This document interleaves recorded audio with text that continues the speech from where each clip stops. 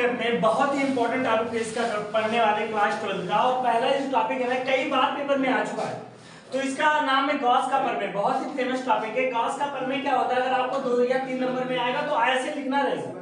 बहुत बच्चे गलती क्या करते हैं, कहते हैं मैं लिख के आया हूं फिर बोर्ड में नंबर कम आते हैं। उसका वजह यह है कि आपको ऐसे लिखना पड़ेगा। यहाँ ध्यान से समझना, गॉस का प्रमेय क्या कहता है, किसी बंद पृष्ठ से निकलने वाला कुल वैद्युत फ्लक्स। मान लो हमारे पास कोई पृष्ठ है, ये बंद पृष्ठ नहीं है, ये ओपन पृष्ठ है।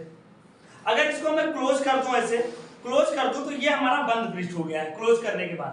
अब कह रहा है किसी बंद पृष्ठ से जो गुजरने वाला कुल वैद्युत फ्लक्स है ना, उस पृष्ठ पर उपस्थित जो आवेश है, इसके अंदर जितना आवेश है उसका 1/ε0 गुना होता है, यानी फाई बराबर क्या होता है, Q/ε0 होता है। तो ये तो हो गया गॉस का प्रमेय। अब हमें सिद्ध करना है कि कैसे ये होता है। तो सबसे पहले हमने क्या किया, ये जो लैंग्वेज मैंने लिखा है इस चित्र को ध्यान से देखो।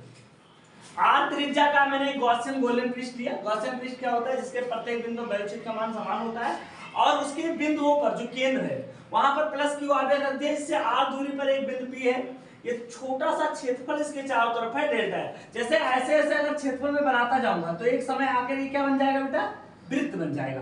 तो ऐसे ऐसे कई छोटे छोटे क्षेत्रफल है, तो उन क्षेत्रफल में एक छोटा सा क्षेत्रफल डीए ले लिया। अब यहाँ पर जो वेक्टर ई और वेक्टर डी दोनों की दिशा क्या है, समान है।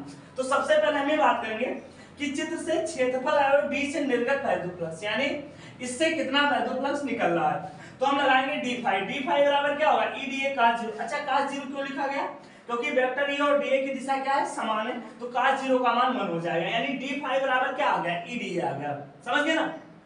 अतः संपूर्ण गोलीय पृष्ठ से, अब संपूर्ण निकालना है पूरे का, तो हमने बताया छोटा पता चल गया हमें। अगर मुझे पूरे का निकालना है तो इसका समाकलन कर देंगे। ये इसे कहते हैं पृष्ठीय समाकलन। ये जो होता है इसको हम कहते हैं पृष्ठीय समाकलन। समझ गए ना। तो फाई बराबर इंटीग्रेशन डी फाई का मान हमने उठा के यहाँ रख दिया। अब ई जो है ना, ये प्रत्येक बिंदु पर एक समान है। ऐसा क्यों, क्योंकि ई का मान आपको पता है, अगर कोई प्लस Q आवेश हो तो इससे r दूरी पर वैद्युत क्षेत्र की तीव्रता E बराबर क्या होता था, 1/4πε/Q/r।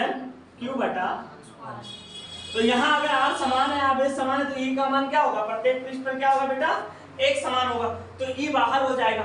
और ये क्या है, डी फाई ये मिला के ये पूरे गोलीय पृष्ठ का क्या है, क्षेत्रफल। तो गोले का क्षेत्रफल क्या होता है, 4πr²। तो हमने यहाँ E का मान यहाँ से उठा के रखा है और 4πr² का मान यहाँ से उठा के रखा। तो हमने 4π को 4π से काट दिया, r² को, तो फाई बराबर क्या आ गया, Q/ε0। अच्छा, ये प्रमेय इस बात को सिद्ध कर रहा है, इस बात को ये बता रहा है प्रमेय कि जो निर्गत वैद्युत फ्लक्स का मान है ना, वो आवेश पर डिपेंड करता है, उसके एरिया पर डिपेंड नहीं कर रहा है। इसका मतलब चाहे छोटा पृष्ठ हो चाहे बड़ा पृष्ठ हो, तो अगर इससे जितना वैद्युत फ्लक्स निकलेंगे उतना सभी से वैद्युत फ्लक्स निर्गत हो। मुझे उम्मीद है आप लोगों को समझ में आ गया होगा, और इसको अच्छे से नोट करके एक बार लिख लेना। जय